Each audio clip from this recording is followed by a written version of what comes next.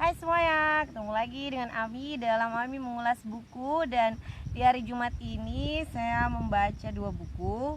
Dan by the way sekarang saya di lokasi Pustaka Kampung Impian di Desa Lapeng, Pulau Bre. Pustakanya seperti itu. Mungkin ada beberapa kali ya saya ambil konten di tempat ini. Nah, ini juga ada 2 buku yang saya baca di minggu ini. Dan ini adalah 2 dari lebih dari 700 buku yang tersedia di pustaka ini. Buku yang pertama berjudul Anak Rembulan, dan buku yang kedua berjudul Muslim Itu Keren. Seperti apa ulasannya? Saksikan terus ya.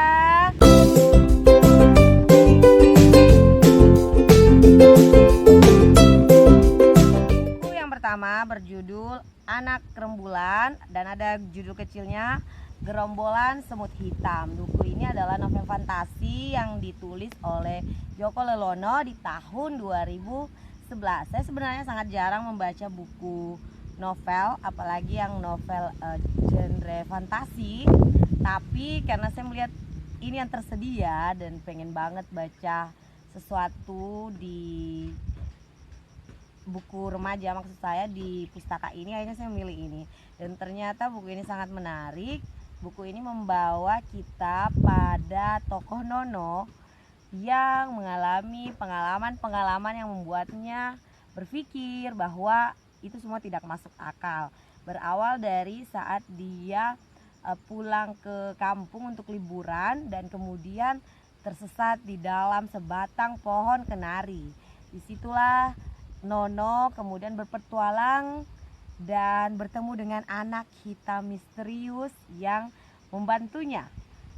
Dan ya, di dalam saat memasuki pohon kenari itu, Nono serasa berada di dunia yang sangat berbeda bertahun-tahun sebelum Nono lahir. Karena kondisi di situ terlihat seperti kita di zaman sejarah tahun kapan gitu.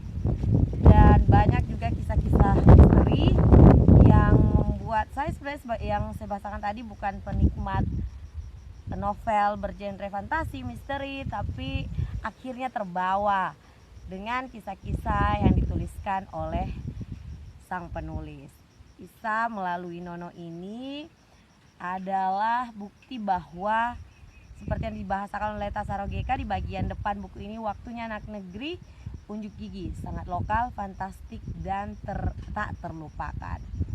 Ya, pengalaman membaca buku novel setebal lebih dari 300 halaman ini membuat saya berkesan bahwa pemikiran-pemikiran yang imajinatif membuat karya bisa lebih mengena dan membuat pembaca berpikir dan tentunya masuk ke dalam karakter-karakter yang disajikan oleh penulis dalam sebuah novel, termasuk novel ini tentunya.